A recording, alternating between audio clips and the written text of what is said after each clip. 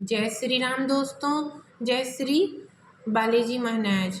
आज की वीडियो में हम बात करेंगे कि हम अपने घर के मंदिर में शक्तियों को कैसे जागृत करें। हम अपने घर के मंदिर में शक्तियों को कैसे स्थापित कर सकते हैं। तो पहले हम देखते हैं कि आपने देखा होगा कि हम भी पूजा कर रहे हैं, आप भी पूजा कर रहे हो, पर ऐसा क्या है कि हमारे घर पर शक्तियाँ खेल रही हैं। हमारे घर पर नकारात्मक जो शक्ति होती है वो खेल रही हैं, पर आपके घर वो नहीं खेल रही। आप भी पूजा कर रहे हैं, आप भी मंत्र जाप कर रहे हैं, आप भी भोग दे रहे हैं, या आप भी पाठ पूजा मंदिर जाना जो भी है आपका वो कर रहे हैं।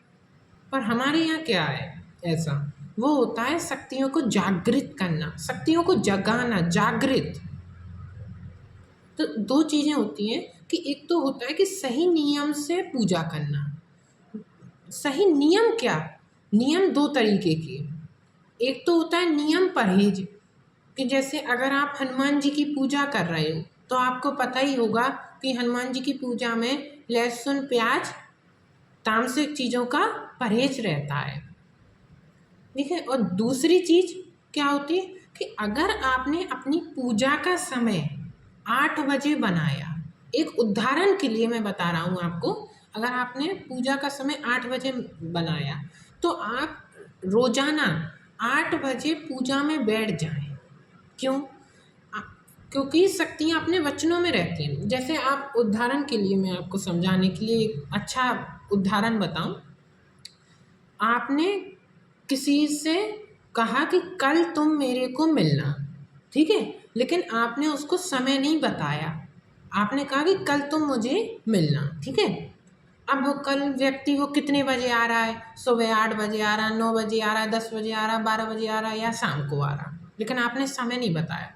लेकिन वही आपने कह दिया कि कल तुम मुझे 10 बजे मिलना, ठीक है। तो आपने उससे क्या कह दिया कि एक 10 बजे आपने उसको टाइम दे दिया, फिक्स टाइम, कि 10 बजे तुम मेरे से मिलना, तो वो 10 बजे मिलेगा। ऐसे ही शक्तियों के साथ होता है, ऐसे ही हमारे पूजा में होता है कि अगर हमने कह दिया कि हम 8 बजे पूजा में बैठ जाएंगे, हम 8 बजे आपकी पूजा करेंगे, अपने इष्ट से आपने कह दिया, तो आप 8 बजे अपनी पूजा में बैठ जाएं, क्योंकि शक्तियाँ वहाँ पर आ जाएंगी।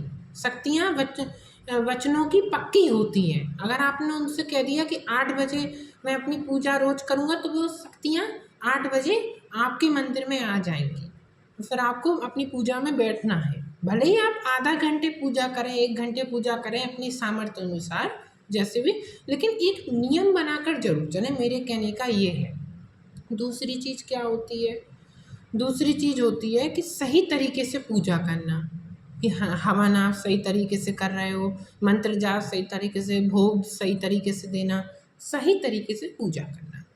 अब हम बात कर लेते हैं कि कैसे हम अपने घर के मंदिर को जागृत करें। तो पहला जो तरीका होता है वो है किसी भी सिद्धपीठ मंदिर से, सिद्धपीठ मंदिर की बात कर रहा हूँ मैं, सिद्धपीठ मंदिर से आप अखंड ज्योत लाना।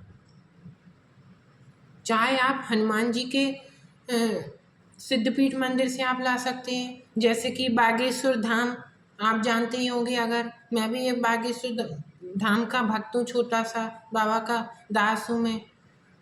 बागेश्वर धाम है, छतरपुर के पास है, गड़ा गांव है, वहाँ पे बागेश्वर बालाजी का सिद्धपीठ स्थान है।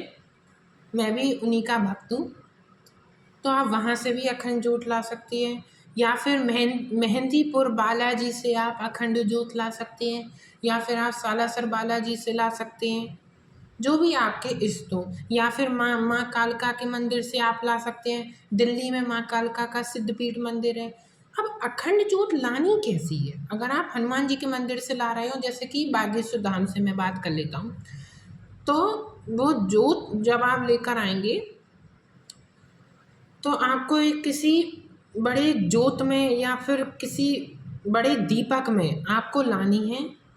एक बड़ी सी आप बाती बना लें, उससे आप उस अखंड ज्योत से आप अपने ज्योत में ला सकते हैं, ठीक है। जब भी आप लेकर आए उस अखंड ज्योत को, तो प्रार्थना करें। जैसे अगर आप हनुमान जी महाराज की धाम से वो अखंड ज्योत लेकर आ रहा है तो आपको प्रार्थना करनी होगी कि हे हनुमान जी महाराज, मैं मेरे घर पर चलिए, मेरे घर पर स्थापित होइए, मेरे घर पर आइए, आप आइए और आपकी सभी शक्तियाँ आइए मेरे घर पर।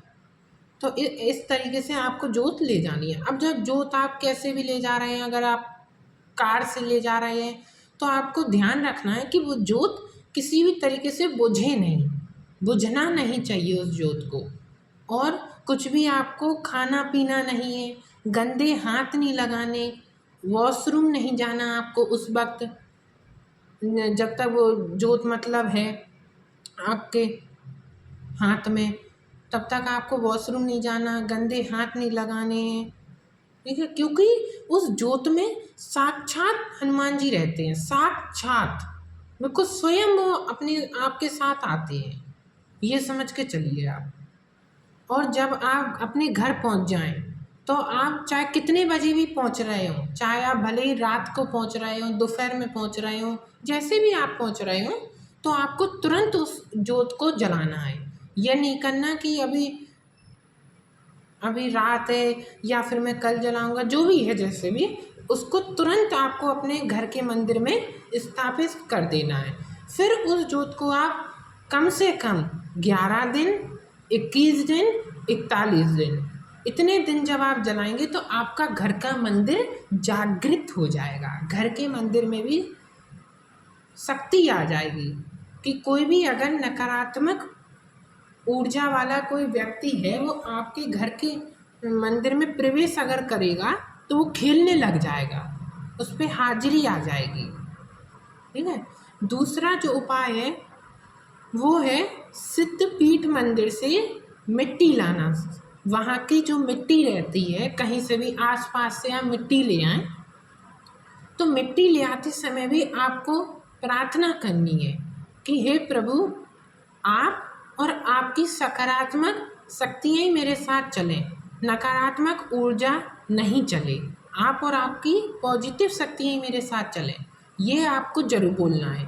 अगर आप ये नहीं बोलते हैं तो क्या होता है कि जो वहाँ की नकारात्मक ऊर्जाएं भी बहुत सारी रहती हैं, तो वो भी आपके साथ कभी कभार घर पर आ जाती हैं, फिर वो आपको परेशान करती हैं। इसलिए आपको ये जरूर बोलना है कि आप और आपकी सकारात्मक शक्तियाँ ही चलें। तो उसमें भी यही सब नियम रहेगा कि आपको वॉशरूम नहीं जाना है, गंदे हाथ नहीं लगाने हैं, या फिर खाना नहीं खाना है, जो भी है। और उस मिट्टी को जब भी आप घर पहुँचें तो तुरंत उस मिट्टी को आप अपने घर के मंदिर में रख दें और फिर उसको हमेशा रखी ही रहने दें। इससे आपका घर का मंदिर जागृत हो जाएगा 100%। तीसरा जो उपाय है अखंड ज्योत जलाना। घर पर नॉर्मल जो हम अखंड ज्योत जलाते हैं, मैंने वीडियो इसी चैनल पर डाल रखी है कि अखंड ज्योत कैसे जलानी है, वो आप देख सकते हैं। तो आप अगर अखंड ज्योत जलाते हैं 11, कम से कम 11 दिन, 21 दिन, 41 दिन, अगर आप लगातार अखंड ज्योत जलाते हैं अपने इष्ट की नाम की अखंड ज्योत, तो भी आपका मंदिर जागृत हो जाता है। फिर शक्तियाँ हर प्रकार से आपकी रक्षा करती हैं, हर प्रकार से आपकी दरिद्रता को मिटाती हैं, पैसे संबंधित जो समस्याएं उसको भी ठीक करती हैं, धन दान से संपर्क करती हैं और आप पर कृपा करती हैं। मुझे आशा है कि आपको मेरी ये वीडियो अच्छी लगी होगी। अगर वीडियो अच्छी लगी हो तो प्लीज़ लाइक और सब्सक्राइब करें। जय श्री राम, जय बालाजी महाराज।